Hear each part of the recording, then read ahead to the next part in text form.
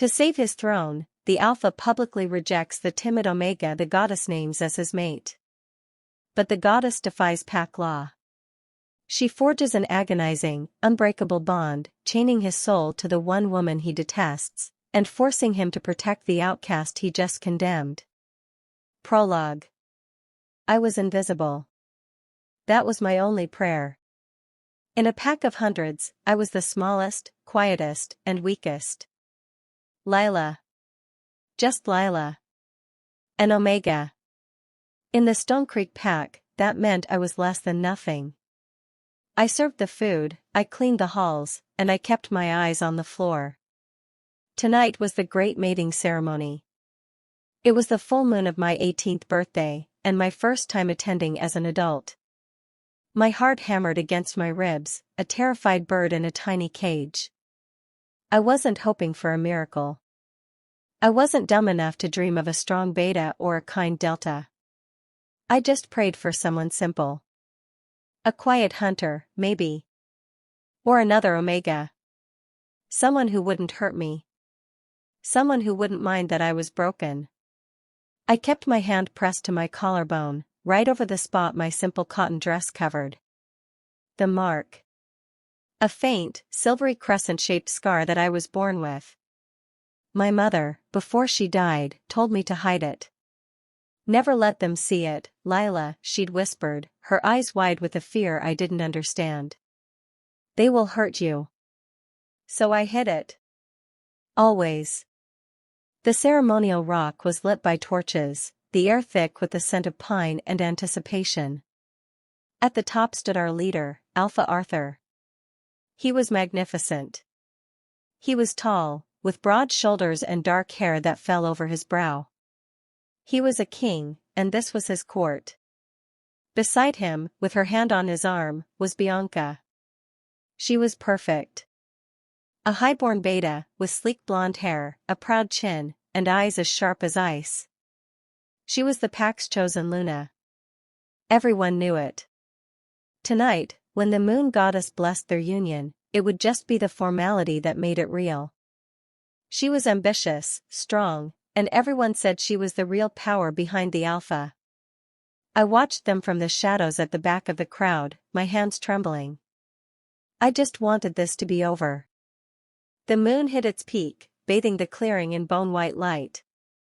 A hush fell. Alpha Arthur raised his hands.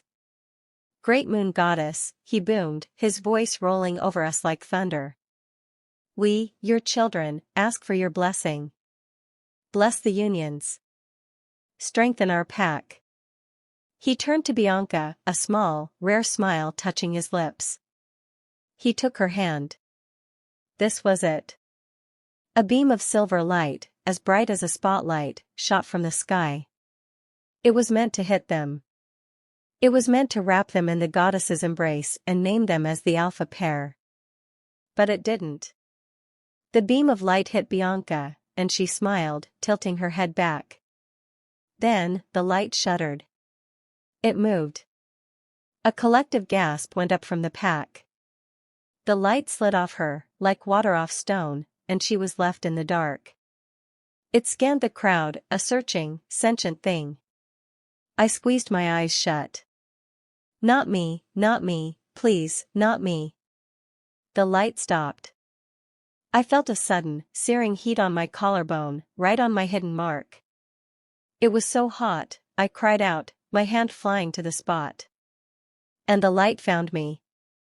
It hit me with the force of a physical blow, a pillar of pure silver fire that separated me from everyone else. I was pinned. I couldn't breathe. My skin felt like it was peeling away. Silence. The entire pack turned. Hundreds of eyes. On me. The invisible girl. What is this? Someone whispered. It's the Omega. She's cursed. I looked up, shaking, my eyes finding Alpha Arthur. His face was not odd. It was not kind. It was twisted into a mask of pure, cold fury. Bianca was the first to move. She glided to his side, her face pale with rage. Her voice was a low hiss, but in the dead silence, everyone heard it.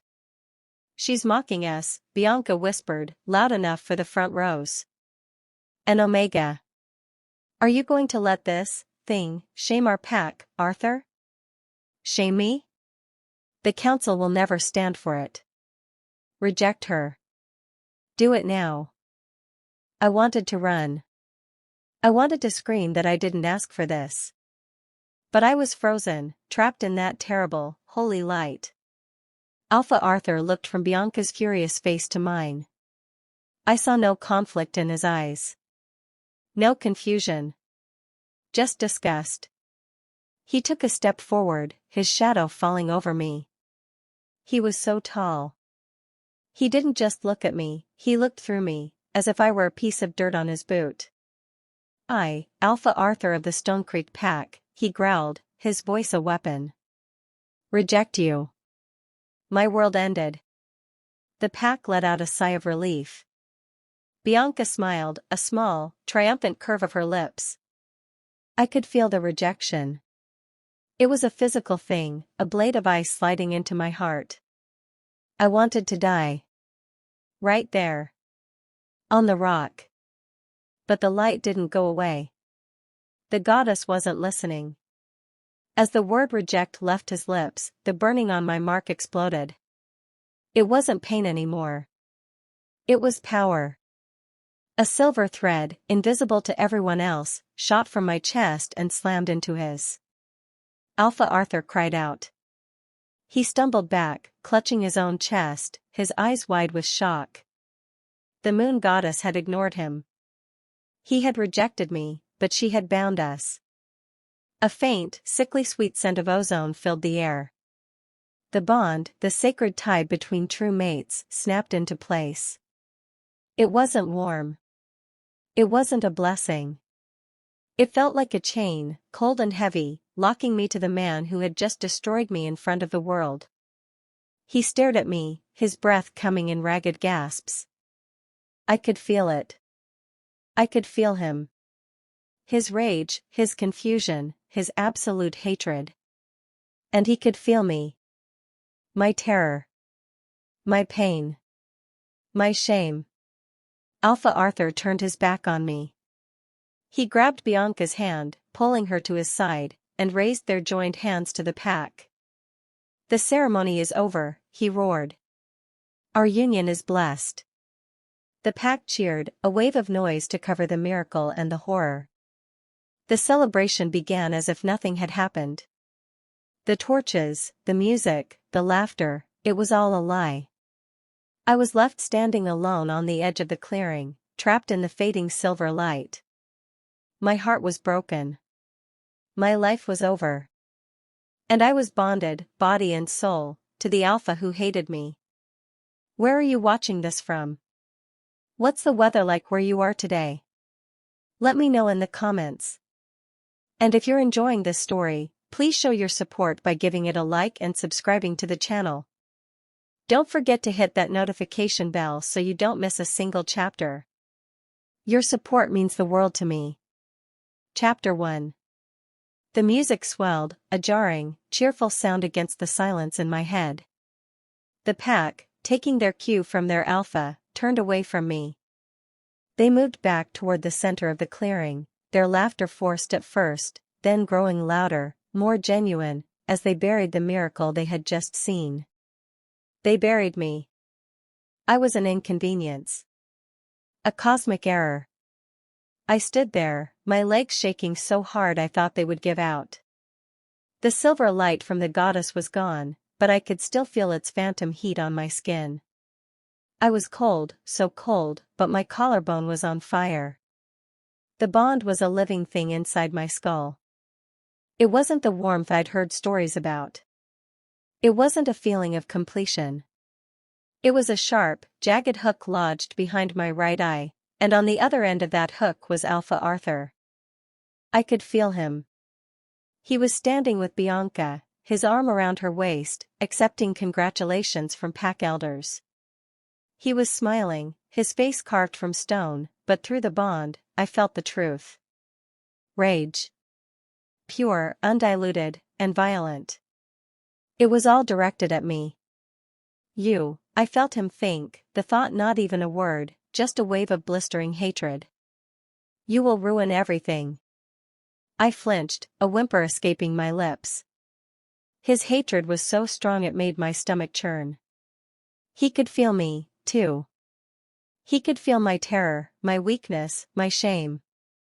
And it only made him angrier. He hated that he was tied to something so pathetic. I had to get out. I wrapped my arms around myself, trying to look even smaller, and slipped away from the ceremonial rock. I kept to the deepest shadows, my bare feet stumbling on rocks and roots. No one stopped me. No one looked at me. To look at me would be to acknowledge what the Alpha had denied. I was a ghost at my own execution. Going somewhere, little Omega? I froze. The voice was smooth, like honey mixed with poison. Bianca. She had detached herself from Arthur's side and followed me. She stood in the path, blocking my way back to the Omega quarters. Her silver dress shimmered in the torchlight, and her eyes were two chips of ice. She was beautiful, and she was terrifying. I was just going to my room, I stammered, my eyes dropping to the ground. I couldn't look at her. Your room? She let out a small, cruel laugh. You're lucky you still have one. After that disgusting display, I'm surprised Arthur didn't have you skinned on the spot. I didn't do anything, I whispered, tears burning my eyes. I don't know what happened. I didn't ask for it. You breathed, she hissed, stepping closer. The smell of her expensive perfume, all roses and musk, was suffocating. You existed. And you tried to steal what is mine. No. I would never. He's yours. He rejected me. He tried, she corrected, her voice dangerously low. But the goddess played a little joke. A sick, twisted joke, tying our Alpha to you. She spat the word. But let me make one thing very clear, little shadow. She grabbed my chin, her manicured nails digging into my skin, forcing my head up. I met her gaze, and my breath hitched. There was no sanity in her eyes. Only ambition. That bond is a curse, she whispered, her face inches from mine. And curses can be broken. The Council will never approve an Omega as Luna. It is forbidden. You are a blight. A stain he will wipe clean. He belongs to me. Through the bond, I felt a sudden spike of Arthur's rage. It was so strong, I gasped. He wasn't near us, but he could feel Bianca's possessiveness, and he hated it. He hated all of it. Bianca mistook my gasp for fear of her. She smiled. He hates you. I can see it. He'll destroy himself before he lets a weakling like you rule by his side. She shoved my face away. Get out of my sight. Go back to your hovel. And if you ever try to use that link, to get close to him, I will personally tear that little mark from your throat. Do you understand me? I nodded, scrambling backward, tears streaming down my face. I said, do you understand me, Omega? Yes. Yes, Beta, I understand. Good. She smoothed her dress, her perfect composure restored. Now, run along. You smell of fear. It's ruining the party. I didn't need to be told twice. I turned and ran. I ran until my lungs burned and my feet were bleeding, not stopping until I reached the damp, cold barracks at the far edge of the territory where the Omegas slept. My room was just a closet. A thin straw mattress, a threadbare blanket, and a cracked piece of mirror on the wall. It was my only sanctuary. I slammed the wooden door, sliding the flimsy bolt, and collapsed onto the mattress. The sobs I'd been holding back ripped through me. I cried for my mother. I cried for the simple, quiet life I had lost. I cried because I was chained to a man who despised me, and his chosen mate had just promised to kill me. The bond pulsed. Hate. Disgust. Trapped. I pressed my hands to my temples.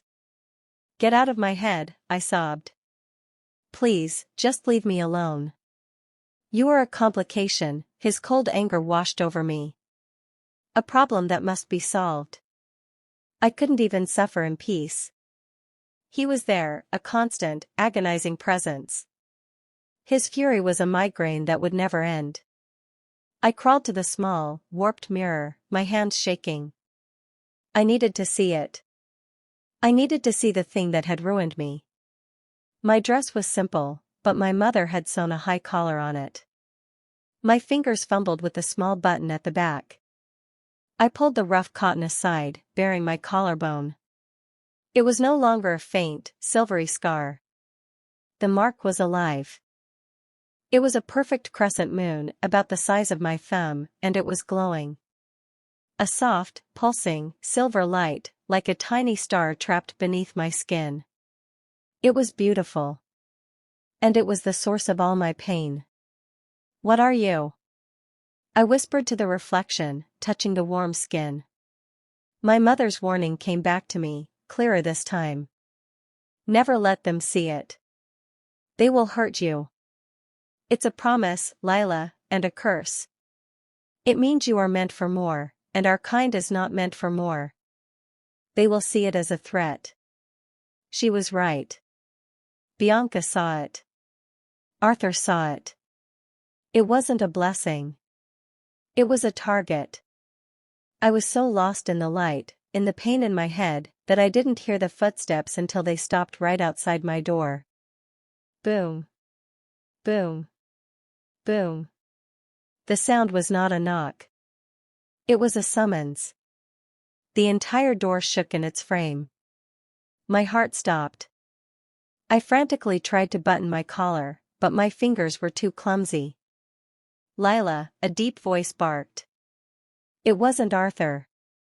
It was Marcus, his Gamma, the head of the Pax Enforcers. His voice was flat, emotionless.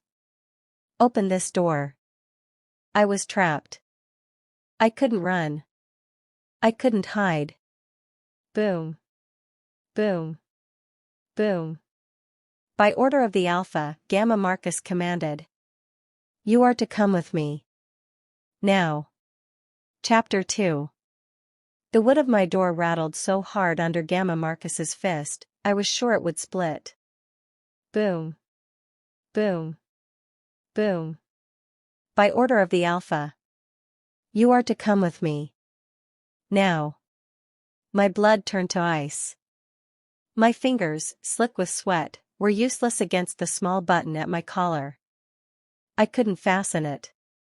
The glowing, silver crescent on my collarbone was exposed, pulsing with my terrified heartbeat.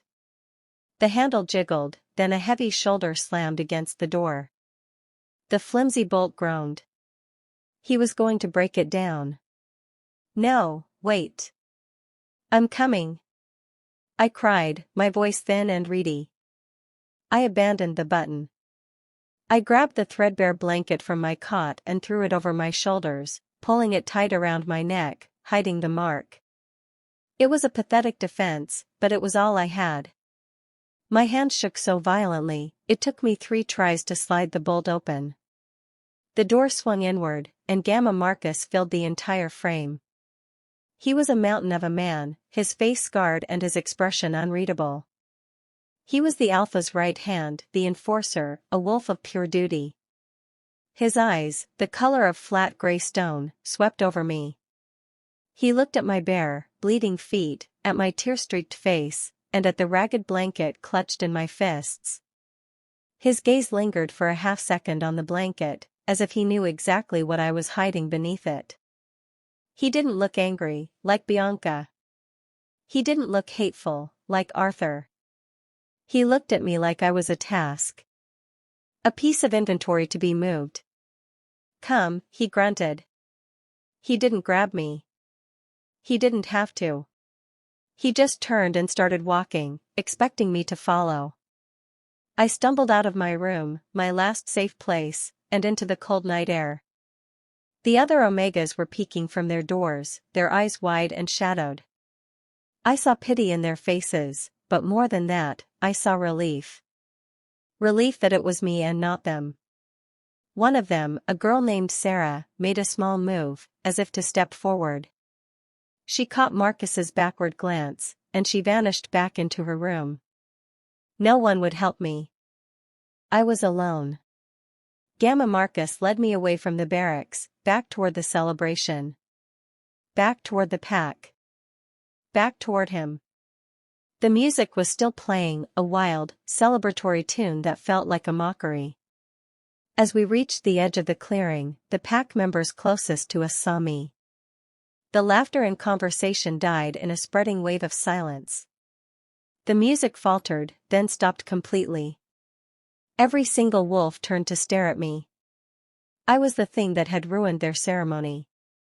The Omega who had, by some dark magic or divine mistake, been chosen. They didn't look curious. They looked angry. I had embarrassed their alpha. I had threatened their stability. Look at her, a beta woman hissed, her eyes filled with venom. Hiding under a dirty blanket. She's shameless. What is he going to do? Her mate muttered. He can't let this stand. The council will eat him alive. It's a curse. She's cursed the pack. I pulled the blanket tighter, my head bowed, my feet stumbling on the hard-packed earth. The shame was a physical weight, pressing me down. It was so much worse than being invisible. I wanted to shrink, to dissolve, to just stop existing. Then, the bond roared to life. He was close. The dull throb of his anger, which had been a constant pain in the back of my skull, exploded into a white-hot agony. It felt like a spike being driven through my temple. He was furious. Not just at me, but at the scene. At the staring. At the whispers. You are an embarrassment, his thought, sharp as glass, slashed through my mind. You are making a fool of me. I whimpered, my knees buckling. The force of his rage was so strong, I felt nauseous. Gamma Marcus grabbed my upper arm to steady me. His grip was like a steel trap, bruising, but impersonal. He didn't slow down. He just hauled me forward, dragging me through the silent, parting crowd. We weren't heading for the ceremonial rock. We were heading for the Alpha Lodge, the great log building where Arthur lived and held his private councils. Where judgments were passed. My heart hammered so hard, I thought it would break my ribs. This was it. He was going to pass judgment. Marcus shoved me through the heavy oak doors, into the lodge's great hall. It was empty, save for two people. Alpha Arthur stood with his back to me, staring into the massive stone fireplace where a fire roared. He was so still, he looked like a statue, his broad shoulders rigid with tension. And Bianca. She was sitting on a plush, dark red sofa, one leg crossed elegantly over the other. She held a glass of wine, and when she saw me, she smiled. It was not a nice smile. It was the smile of a predator that had just cornered its prey. Well, well, Bianca said, her voice silky. The little shadow arrives. Gamma Marcus shoved me forward into the center of the room, onto the thick bearskin rug, and then stepped back, positioning himself by the door.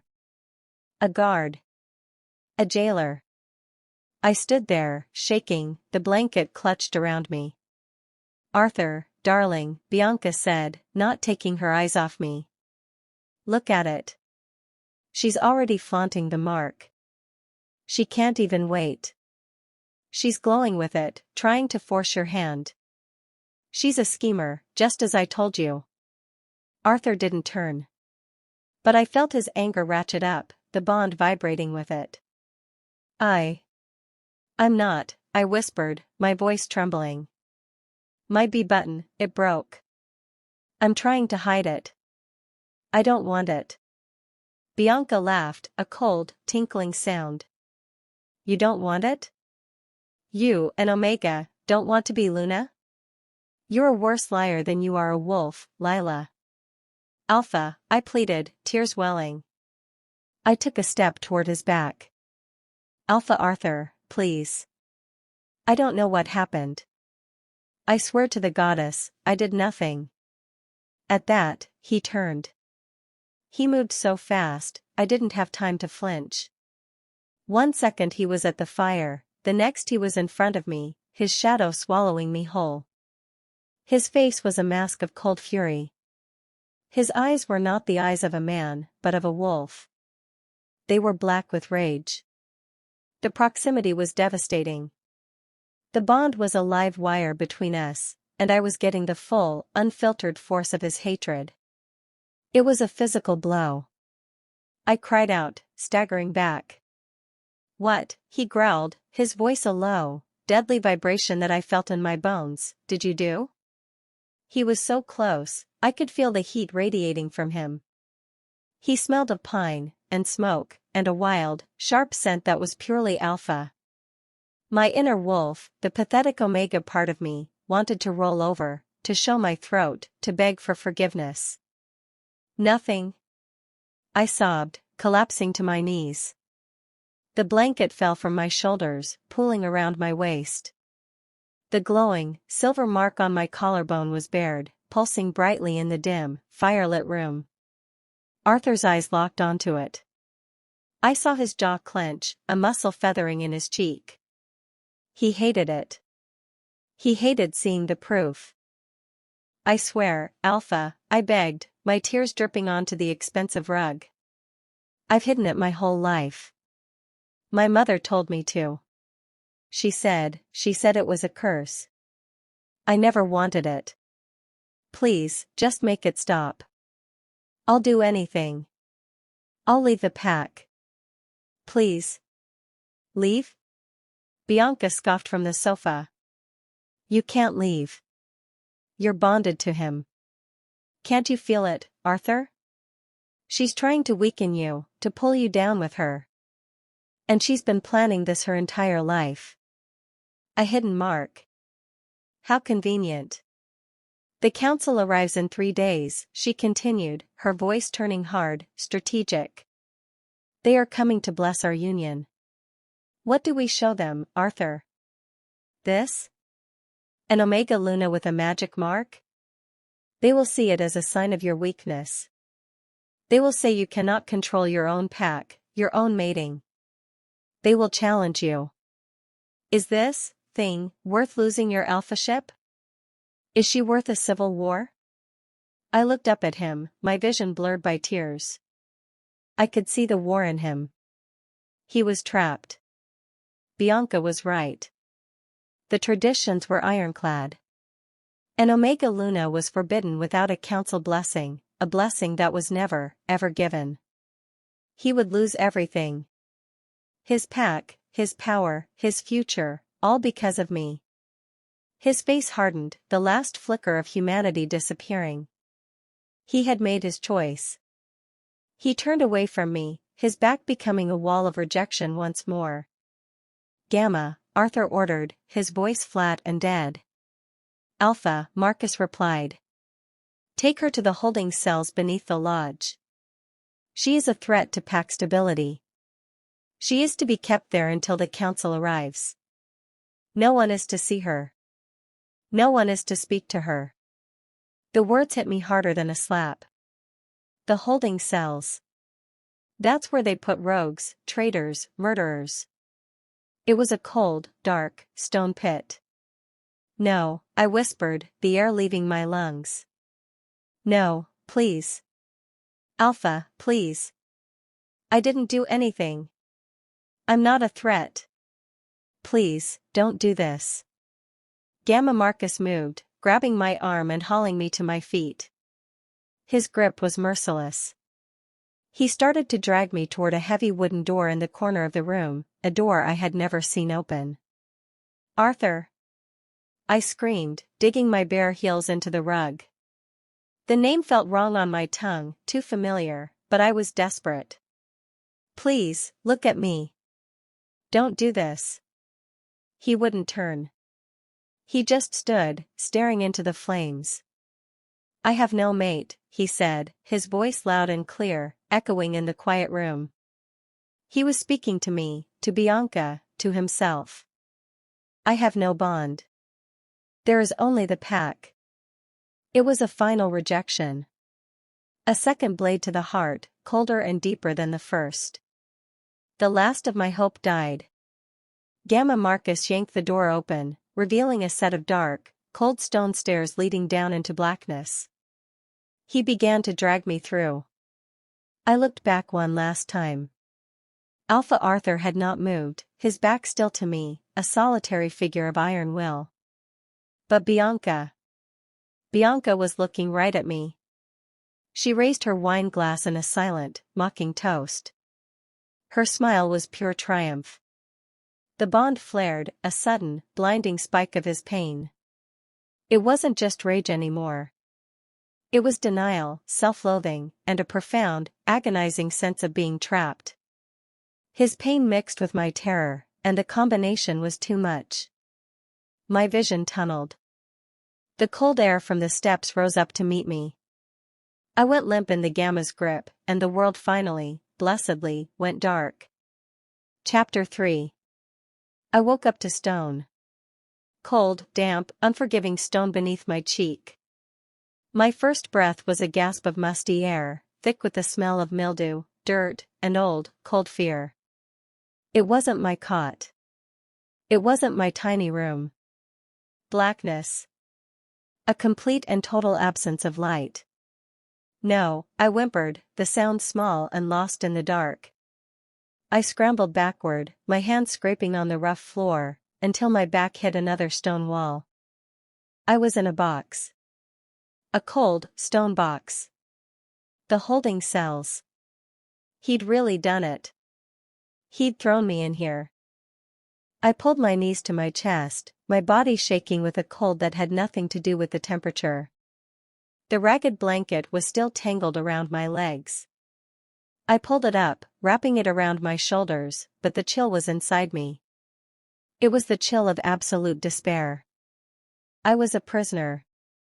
I was 18 years old, I was a virgin, I was an Omega, and my own mate had locked me in a dungeon to rot. My hand flew to my collarbone, my fingers brushing the skin. It was warm. I looked down, and in the suffocating darkness, there was one, single point of light. The mark. It was glowing, a soft, ethereal silver. It pulsed in time with my frantic heart, casting a faint, ghostly light on my knees, on my trembling hands, on the stone wall just inches in front of my face. It was beautiful. And it was a beacon, painting a target on my chest in a room of pure black. My mother's words came back to me. A promise and a curse. Right now, it just felt like a curse. It was the only reason I was here. It was the proof of the goddess's choice, and the proof of Arthur's rejection. I closed my eyes, trying to block it out, but I could still feel its warmth. And I could still feel him. The bond was no longer the sharp, agonizing spike of his rage. That had faded, just as my fainting spell had passed. Now, it was something worse. It was a dull, heavy, sickening throb in the back of my mind. A permanent chain. It connected me to him, and I could feel the low-level hum of his state of mind. He was not calm. He was not asleep. I could feel him, somewhere far above me in the lodge, pacing. I could feel his anger, but it wasn't the hot, explosive rage from before. This was a cold, frustrated, caged anger.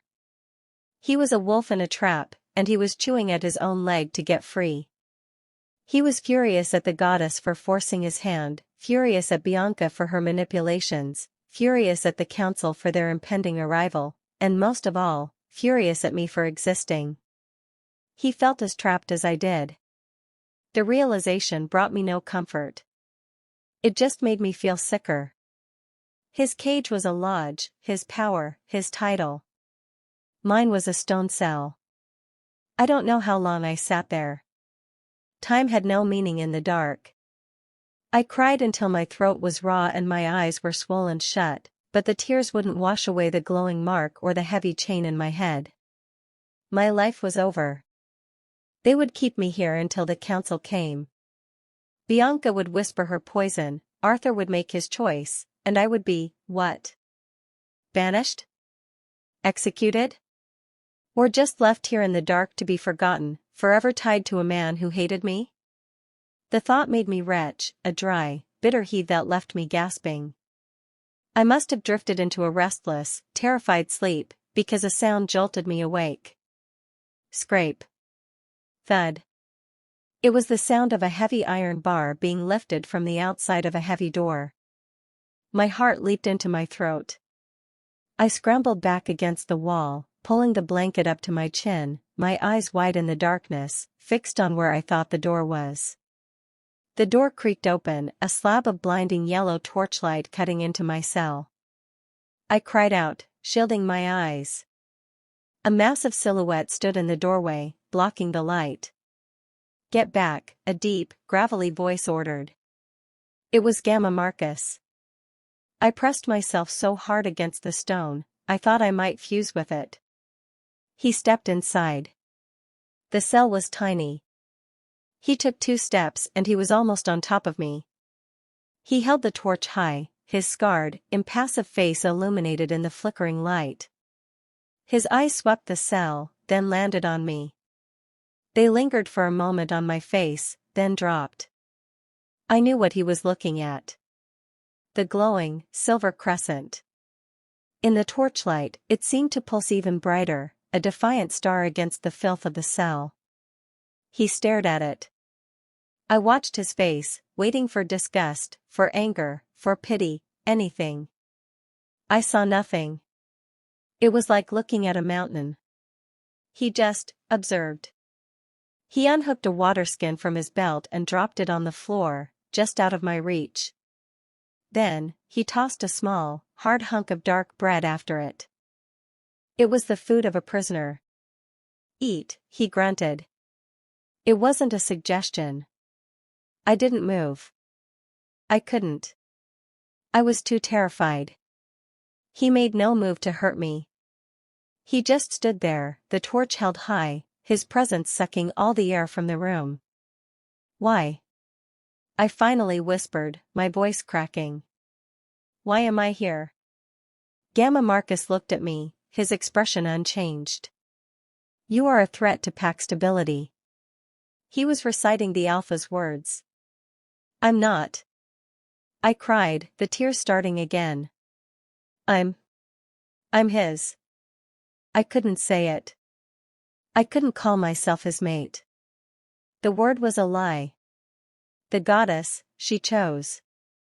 The goddess does not run this pack, he interrupted, his voice flat. The Alpha does. The law does. And the law says an Omega cannot be Luna. But the mark. The mark is a complication, he said, using Arthur's word. The Alpha is bound by tradition. He is bound by the council. The pact comes first. Always. His voice wasn't cruel, like Bianca's. It was worse. It was absolute. It was the voice of fact. The voice of a law that had no room for miracles, or for me. What is he going to do to me? I whispered, my deepest fear bubbling to the surface. Is he going to kill me? For the first time, a flicker of something crossed his face. Annoyance? Regret? I couldn't tell. The council arrives in 3 days, he said, his voice clipped. The Alpha will make his decision then. Until then, you will stay here. You will be silent. And you will not cause any more trouble. He stared at the mark on my collarbone one last time. I could see the reflection of its silver light in his dead, gray eyes. Hide that, he grunted, if you can. It will only make things worse for you. He turned, ducked under the low stone frame, and stepped out. No, wait. I scrambled forward, my hands landing in the dirt where he had stood. Please. Don't leave me in the dark. Please. The heavy door slammed shut, cutting off the light and his reply. I heard the scrape of the iron bar sliding back into place. I was alone. Alone in the pitch black, with a hunk of stale bread and the knowledge that I had 3 days until my fate was decided. I collapsed onto the floor, the sobs ripping through me. He was right. The mark was making it worse. It was a joke. A cruel, hateful joke. I clawed at my collarbone, my nails scraping my skin, as if I could tear the glowing, cursed thing out of my own body. Get it out, get it out, get it out. But it was part of me. The pain was sharp, but the mark just pulsed, warm and defiant, under my fingers. A new feeling pushed through the despair. It was hot and sharp, and it burned in my chest, right alongside the mark. It was rage. A tiny, flickering, pathetic spark of it. But it was there. How dare he? How dare he be so weak? He was an alpha. He was my mate. And he was letting Bianca, the council, and a set of old, stupid laws rule him. He was a coward, hiding in his lodge, pacing his floor, while he left me to rot in his basement. I hate you, I thought, the words a silent scream in my mind. The bond, which had been a dull throb of his frustration, suddenly went still. It was as if he'd been pacing and had suddenly stopped. I felt a jolt, a sharp spike of, what? Surprise? He'd felt that. He had felt my anger. After hours of feeling nothing but my terror and despair, my tiny flicker of rage had cut through the connection like a knife. I knelt in the darkness, my breath catching. The bread and water were forgotten. He could feel me. Not just my fear. He could feel my strength. A new, cold, terrifying thought entered my mind. I was not a warrior. I was not a beta. I was an omega, locked in a cell. But I had a weapon. I had a direct line into my enemy's head. I sat there in the dark, my hand over the glowing mark, and for the first time since the light hit me, I didn't just feel terror. I felt a cold, small, and terrible flicker of resolve. I had 3 days. I would not just lie here and die. Chapter 4. Time in the dark is a thick, slow-moving river. I had no sun, no moon. My only clock was the glowing, silver crescent on my collarbone and the dull, hateful pulse of the bond in my head. I ate the stale bread. It tasted like sawdust, and I had to wash it down with sips of lukewarm water from the skin, but it was fuel. I would not starve. I would not let him win by default. After I ate, I sat in the center of the cell, my legs crossed, the blanket over my shoulders. I was a prisoner, but I was not powerless. I had felt his surprise when my anger, my tiny spark of rage, had touched him. I would do it again. I closed my eyes, shutting out the faint silver light of my own mark. I breathed in the mildew and the cold. I thought about Bianca's triumphant smile. I thought about the pack's hateful whispers. I thought about Arthur, standing with his back to me, condemning me to this pit with a single, cold command. The anger came back, hotter this time. It was a dragon's fire in my chest. You are a coward, I thought, focusing the words, the feeling, into a single point.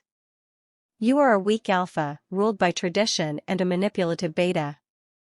I gathered the feeling, a ball of hot, white light in my mind, and I shoved it through the bond. I aimed it right at the cold, restless presence that was him. The backlash was instant. It wasn't a thought. It wasn't a word. It was a wave of pure, undiluted alpha command. A wall of invisible force slammed into my mind, so powerful it knocked the air from my lungs. Submit. The command was absolute, imbued with all the power of his bloodline. It was the voice that made packs kneel, that made warriors obey, that ended fights before they began. It wasn't just a suggestion, it was an attempt to break my will, to crush my new anger, to force my Omega Wolf onto its back in permanent, whimpering surrender. I cried out, my hands flying to my head. The pressure was immense, a physical weight trying to crack my skull. I was nothing.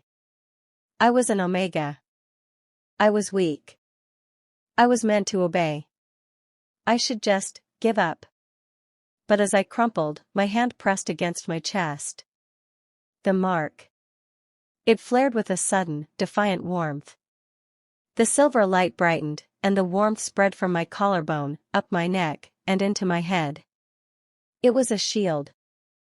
It was the goddess's power, and it was mine. The Alpha's command, his crushing will, hit the shield and shattered. It didn't disappear, I still felt the pressure, the agonizing demand, but it couldn't control me. It couldn't break me.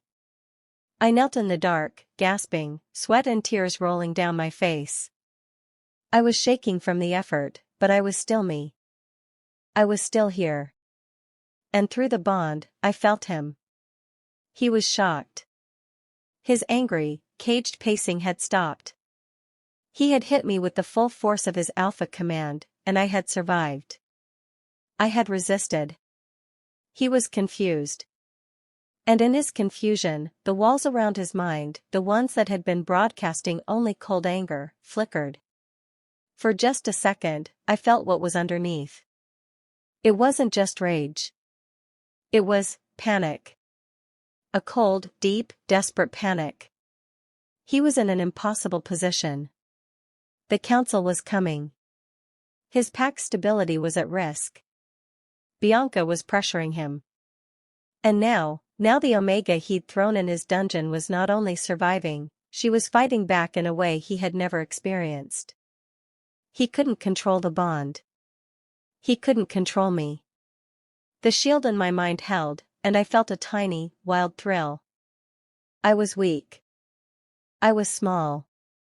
But I was the only person in the world who could do this to him. I was his, and he was mine, and he hated it. I had a weapon. And I had 2 more days. I lost track of time again. I slept, I drank, I waited. My hunger grew, a gnawing ache in my stomach, but the bread and water were gone. I was getting weaker, but my focus was getting sharper. My world had shrunk to the cell and the bond. I was dozing, my head against the cold stone, when I heard the sound. Scrape. The bar. I sat up, my heart pounding. Was it Marcus? Was he bringing more food? Or was it my executioner? The door creaked open. It wasn't Gamma Marcus. It wasn't Alpha Arthur. It was Bianca. She stood in the doorway, holding a small, bright oil lantern. The yellow light was harsh after the silver glow of my mark. She was dressed in a simple, dark cloak, but even in the shadows, she looked regal. Her face, however, was not the calm, mocking mask from the lodge. It was a mask of cold, controlled fury. Her eyes were chips of ice. She was alone. She stepped into the cell, and the small space was suddenly suffocating. Her expensive perfume of roses and musk was a sickening, sweet cloud in the mildew. I scrambled back, pulling the blanket tight, but I did not speak. I would not give her the satisfaction of my terror. "He's distracted," she hissed. Her voice was a low, venomous whisper. She set the lantern on the floor, and the shadows danced wildly on the walls.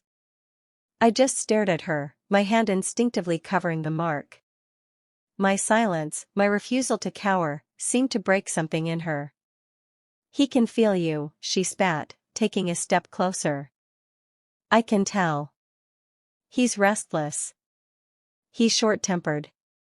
He's snapping at his counsel, and he's not sleeping. You're in his head, aren't you? Like a little, burrowing parasite. Like a sickness." She was so close now, I could see the pulse throbbing in her throat. "He thinks you're his problem to solve," she whispered. He thinks he'll wait for the council, that he'll find some political solution. He's wrong. You're my problem. I felt a cold dread, colder than the stone floor. This was not a random visit. The council will not see you, she said, her voice dropping to an almost inaudible hiss. I will not allow it. I was going to wait. I was going to let Arthur play his games and come to the only logical conclusion. But you're proving to be more resilient than I thought. Her hand disappeared into the folds of her cloak. When it emerged, she was holding a small, dark green glass vial. My blood turned to ice. This, she said, holding the vial up in the lantern light, is a gift. Concentrated wolfsbane. I stopped breathing. Wolfsbane. The poison. It's not enough to kill you, she said, her voice almost conversational. Not quickly, anyway. Just enough to silence you. To silence that mark. To sever the bond. It will burn. They say it feels like your blood is on fire, that it boils your mind from the inside out. By the time the council arrives, you'll be a mindless, fever-ridden invalid. An Omega who tragically succumbed to a sudden sickness. A tragedy. And Arthur. Her lips twisted into a cruel smile. Arthur will be grateful. He will be free. She uncorked the vial. A sharp, acrid, bitter scent hit my nose, and my stomach heaved. It was the smell of death. This is your last chance, she whispered, her mask of control finally cracking, her face twisting into a snarl of pure hatred. Beg for my mercy. Swear on your mother's grave that you will renounce the bond, that you will tell the council it was a lie, a trick. I couldn't speak. I just stared at the vial, my heart hammering against my ribs. Renounce the goddess? Lie to the council? She would kill me either way. My silence was her answer. Fine, she snarled. She moved so fast, I didn't have time to scream. She lunged, grabbing a fistful of my hair, yanking my head back so hard my neck cracked. My head hit the stone wall. Stars exploded behind my eyes. She brought the open vial to my lips, its rim cold and wet. Drink, you little filth. I squeezed my lips shut, twisting my head, but her grip was iron. Drink it, she shrieked, pressing the vial so hard against my mouth it cut my lip. I tasted the poison. It was bitter and fiery. I screamed. And at the same time, I did the only thing I could. I grabbed every bit of terror, every bit of pain, every bit of rage I had, and I shoved it through the bond. It was not a thought. It was a raw, primal, full-bodied scream for help. Arthur. Chapter 5. My mental scream, Arthur, was a blade of pure, unadulterated agony. It was not a request. It was a dying animal's shriek, a raw nerve exposed to the air, and I shoved it through the bond with all the strength I had left. At the exact same moment, Bianca's hand, brutal and strong, clamped my jaw. She forced my head back against the stone wall, the impact rattling my teeth. The acrid, fiery liquid poured into my mouth. It was instant. Fire. A chemical, burning fire that seared my tongue, my throat, my esophagus. It didn't feel like drinking, it felt like swallowing hot coals. I gagged, choked, and thrashed, my hands clawing at her arm, my nails digging for purchase. Yes, die, she hissed, her face a mask of insane triumph, her eyes wide. Be nothing. I couldn't breathe. The poison was in my lungs, in my stomach. The bond flared, a supernova of my pain, and I felt him. I felt his mind shatter. I felt a sudden, cataclysmic explosion of rage so profound, so absolute, it eclipsed my own pain. It was not the cold, caged anger from before. This was a primal, territorial, beast-level fury. It was the rage of an alpha whose mate was being murdered. Boom. The sound was not a door opening. It was an explosion. The thick, iron-banded wooden door of my cell didn't just open, it disintegrated. It blew off its hinges, splintering into 100 pieces as if hit by a battering ram. Alpha Arthur stood in the ruined doorway. He was not the man from the lodge. He was not the Alpha from the ceremony. He was a monster. His eyes were pure, fathomless black. His fangs were elongated, his lips pulled back in a snarl that was not human. A low, guttural growl ripped from his chest, a sound so deep and so violent it vibrated in my bones, shaking the very stones of the cell. He was in his full, uncontrolled alpha shift, a creature of pure, murderous instinct. He took in the scene in a fraction of a second. Bianca, her arm still raised, pinning me to the wall. The dark, shattered vial on the floor. The suffocating, unmistakable scent of wolfsbane. And me. Choking, dying, my hands at my throat. Bianca froze, her hand dropping from my jaw. I slumped to the floor, gasping, my body convulsing as the poison began its work, a fiery heat spreading from my stomach into my veins.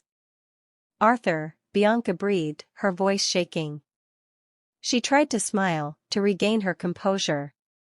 Arthur, darling, I was solving our problem. She was sick, I was just giving her. Silence. His voice was not a voice.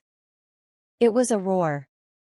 The sound slammed into Bianca, and she was so terrified, she actually whimpered, cowering back. He moved. He was a black blur. He didn't hit her. He grabbed her by the throat, his massive hand eclipsing her neck, and slammed her against the opposite wall.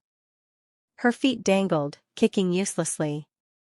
You, he snarled, his face inches from hers, his black eyes promising death. Laid hands on mine. He was going to kill her. He was going to crush her throat right there. Alpha. Gamma Marcus's voice. He was in the doorway, his face ashen. He had clearly run after his Alpha, but he was too late. Alpha, the council. The word, council, seemed to cut through Arthur's rage, but only just. He didn't release her, but his hand loosened a fraction. You are nothing, he growled, each word a death sentence. He looked at Bianca's terrified, purple-streaked face with pure, unadulterated loathing. He was not just ending their engagement, he was ending her. You are a traitor to this pack. You are a traitor to your Alpha. You are banished. He threw her. He tossed her like a rag doll out of the cell, where she crumpled at Marcus's feet. Take this, vermin, to the border, Arthur commanded, his back to her, his full attention snapping to me. She is to have nothing. If she ever sets foot on Stone Creek land again, you will bring me her head. Go. No. Bianca shrieked, scrambling at Marcus's legs. No, Arthur, you need me. It was her or me. You can't. You can't do this. I am your Luna. Take her, Arthur roared, without looking back. Gamma Marcus didn't hesitate. He hauled Bianca to her feet. Her screams and sobs echoed down the stone corridor as he dragged her away, leaving a sudden, ringing silence in his wake. The cell was empty, save for us. Arthur stood in the ruined doorway, his chest heaving, his fangs still bared. He was coming down from the rage, but the beast was still in his eyes. He looked at me. I was on the floor, curled in a ball. The fire was spreading. It was in my arms, my legs. It was 1,000 needles of liquid heat. It hurts, I whimpered. My voice was a shredded, choking sound. My hand was at my collarbone. The mark, it wasn't glowing silver anymore. It was flickering. A sickly, erratic pulse of silver and a dark, angry red. It was flashing like a warning light. It was dying. And through the bond, I could feel his panic as he felt it, too. His rage vanished, replaced by a cold, sharp terror that mirrored my own. He crossed the cell in one stride and knelt in front of me, his shadow swallowing me again. But this time it wasn't threatening. It was a shield. He looked at the flashing, corrupted mark. He looked at my blue-tinged lips, at the tears of agony rolling down my cheeks. "What did she give you?" he demanded, his voice rough. "Wolf's bane." I choked. His face went pale beneath the tan. He swore, a low, vicious curse. He didn't hesitate. He ripped his own heavy, expensive cloak from his shoulders and, in one swift, powerful motion, scooped me up from the floor. I weighed nothing to him. My head fell against his chest. I was so cold, but he was a furnace. His arms were steel bands, pulling me tight against him. The blanket, my only comfort, fell away, forgotten on the dungeon floor. He wrapped his own cloak around my small, trembling body. His touch was not gentle.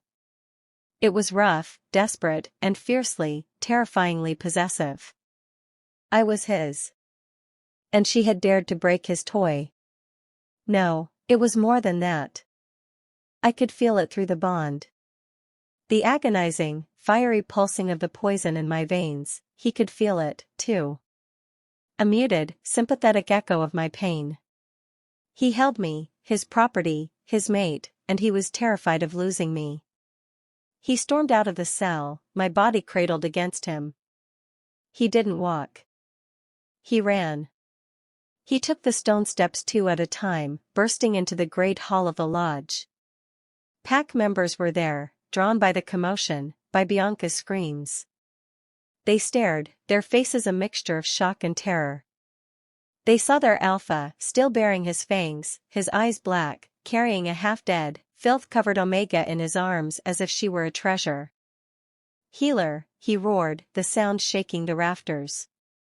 "Get me my healer. Now." He didn't wait. He bounded toward the wing where the pack's medical bay was, his steps frantic. I was pressed against his chest. I could hear the wild, frantic thump-thump-thump of his heart, a terrifying drumbeat of panic. My vision was tunneling, the fire in my blood turning my limbs to lead. The last thing I saw before the blackness took me was his face, looking down at me, his expression no longer one of hatred or anger, but of a raw, desperate fear. Chapter 6. I woke up to softness. It was the first thing I registered. Not stone. Not dirt. My cheek was pressed against a pillow so soft, it felt like it was made of clouds. I was lying on a mattress that held my body, cradling my sore limbs. And I was warm.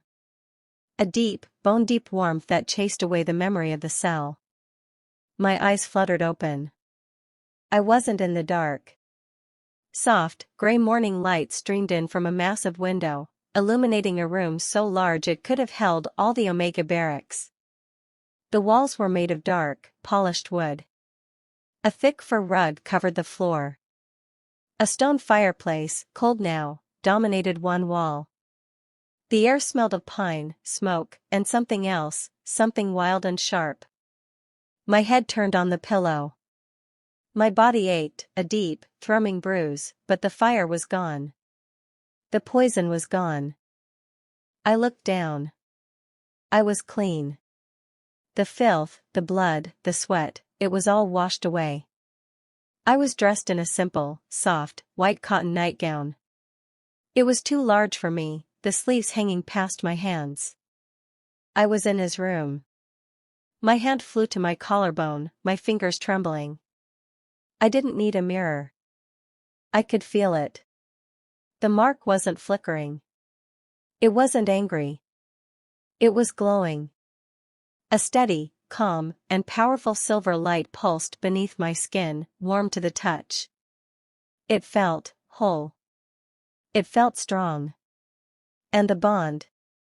It was quiet. The constant, agonizing thrum of his hatred, his anger, his frustration, it was gone. In its place was a feeling I couldn't at first identify. It was a low, humming anxiety.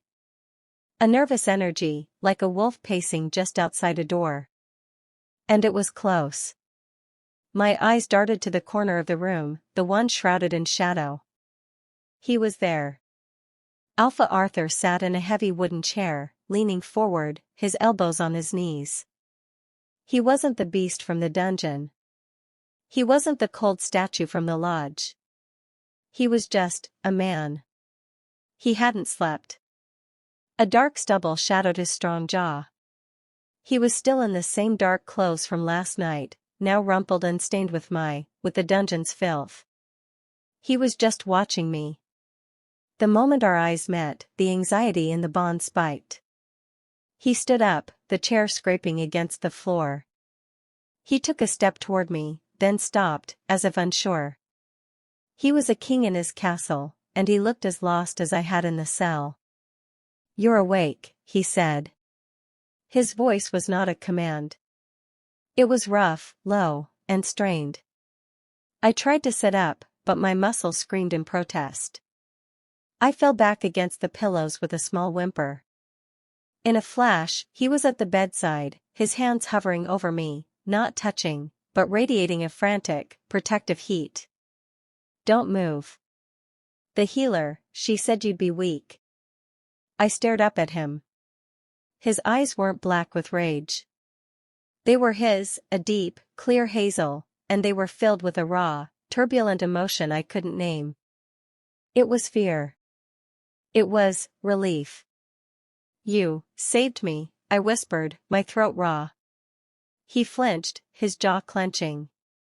He looked away from me, toward the window. "She poisoned you." I felt it. He ran a hand through his dark, messy hair. "The healer, Alara, she said the mark, the goddess's magic, it fought the poison. It kept your heart beating. It's what kept you alive until he tore the cell door apart." We sat in a heavy, charged silence. The pack healer had saved my body. But he had saved my life.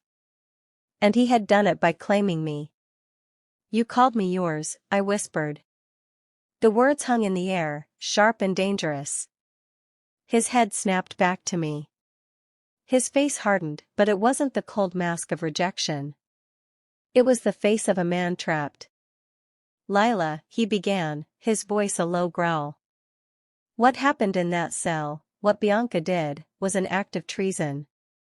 An attack on the pack itself." He was using his alpha voice. He was building his walls again.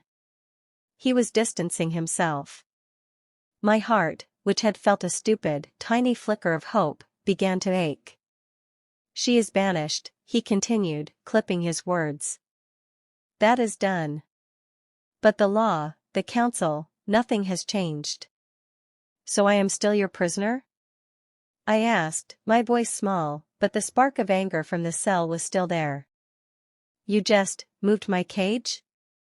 His eyes flashed, a spark of the alpha beast returning. "You are not a prisoner. You are under my protection." "Protection? Or house arrest?" I challenged, pushing myself up onto my elbows, my body screaming. "What's the difference? You're still hiding me."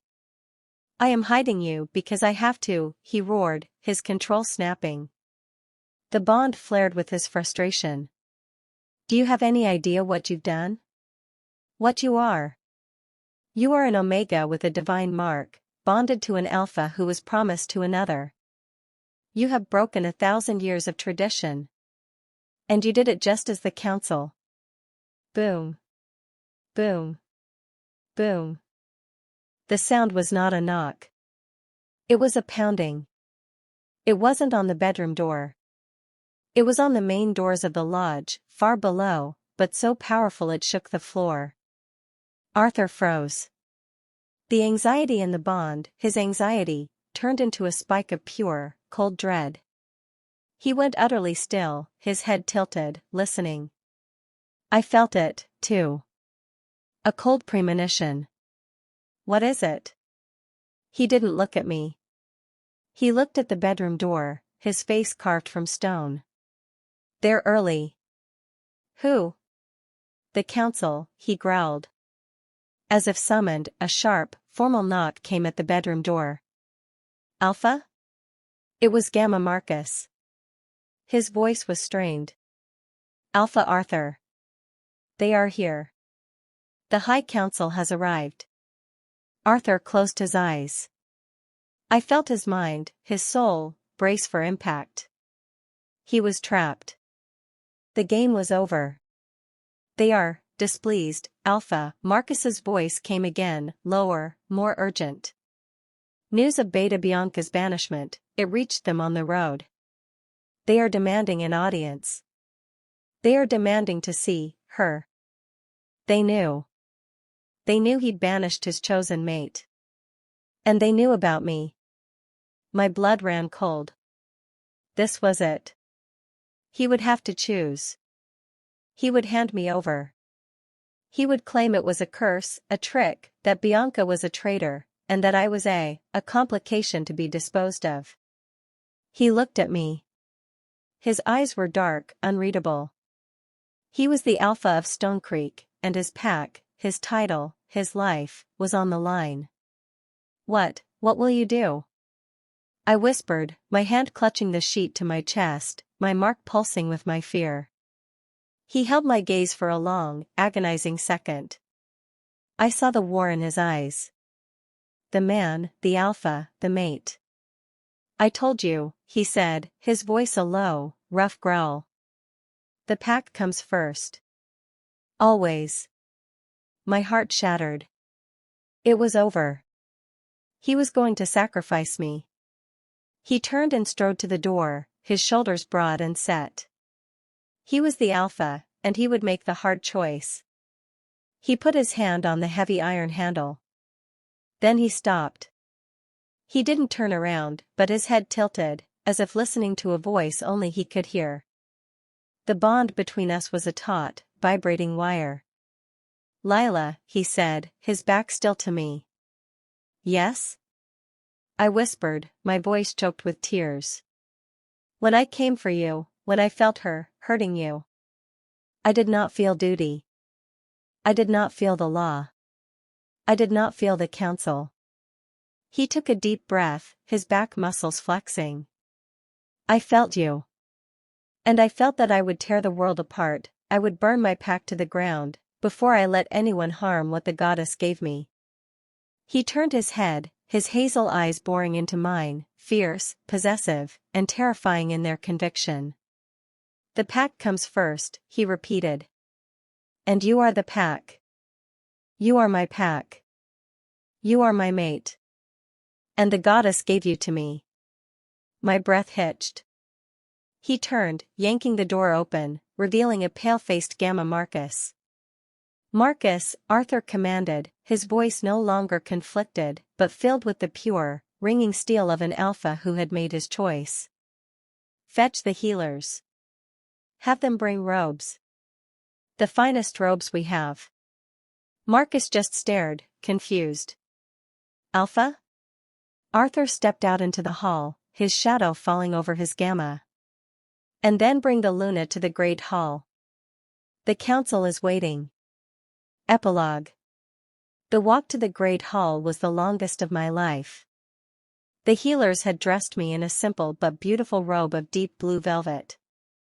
It was heavy, and it made me feel like I was wearing armor. My feet were bare, but I didn't feel the cold stone. My mark, my beautiful, silver mark, was exposed for the world to see, pulsing with a calm, steady light. Arthur had been waiting for me. He didn't offer me his arm as if I were a delicate lady. He stood at my side, a silent, unmovable wall of power. We were a united front. When we entered the Great Hall, it was full. The entire pack was there, their faces a mixture of fear, confusion, and awe. At the far end, by the great fireplace, stood 3 figures in grey robes. The High Council. They were old, their faces lined, and their eyes were like chips of flint. Alpha Arthur, the lead counselor, a grim-faced wolf named Tiberius, said. His voice was like rocks grinding together. You have broken law. You have banished a highborn beta, your chosen mate, and you have, this. He pointed a gnarled finger at me. An omega. An abomination. The pack gasped. I flinched. Arthur took a step forward, his voice a low growl that silenced the room. You are wrong, Elder. I have broken no law. I have upheld the highest law of all. And what law is that? Tiberius scoffed. Arthur turned to me. He didn't touch me, but his eyes were on me. The law of the goddess. She spoke. She chose. She marked my mate. And one of you, he turned his gaze to the pack, tried to murder her. Bianca, your chosen beta, was a traitor who tried to kill the goddess's chosen. She was banished for her crime. I did my duty. He looked back at the council. I did not choose this. The moon goddess commanded it. And I am the alpha of this pack. I will not be the wolf who defies her. I will not be the coward who rejects her gift. He looked at me, and for the first time in front of everyone, I felt the bond not as a chain, but as a light. He sent a wave of pure, unadulterated warmth, of pride, through it. He was proud of me. He turned back to the council. This is my Luna. Lila of Stone Creek. She bears the goddess mark. She is my mate. And she will rule by my side. If you have a problem with that, your argument is not with me. It is with the moon. The council was silent. Tiberius stared at the mark on my collarbone, which was now glowing so brightly it was impossible to ignore. He saw the divine right. He saw the power. And he saw an alpha who would burn the world down for the omega at his side. He bowed his head. So be it. My life changed that day. It was not easy. The traditions of 1,000 years did not die in a day. There were whispers, there was resentment. But there was also hope. Arthur was my mate. He was not a gentle man. He was hard and possessive, and his temper was a storm. But he was mine. He taught me to be strong, not with muscle, but with will. And I taught him to be kind. I was the calm to his storm. I was the shadow that proved his light. We were a balance. And in the end, it was not the alpha, the beta, or the omega that mattered. It was the bond. It was the goddess's plan. And it was just the beginning. Thank you so much for watching. Which part of this story was the most intense for you? Was it the agonizing moment of the public rejection in the prologue? Or was it the primal, terrifying rage when Arthur finally claimed Lila, roaring mine, in that dark cell? Let me know in the comments what you found the most intriguing. If you enjoyed this story, please like and subscribe to the channel. My channel is still young and trying to grow, and every single subscription is a show of support from you that means the world to me. I'll see you in the next interesting story.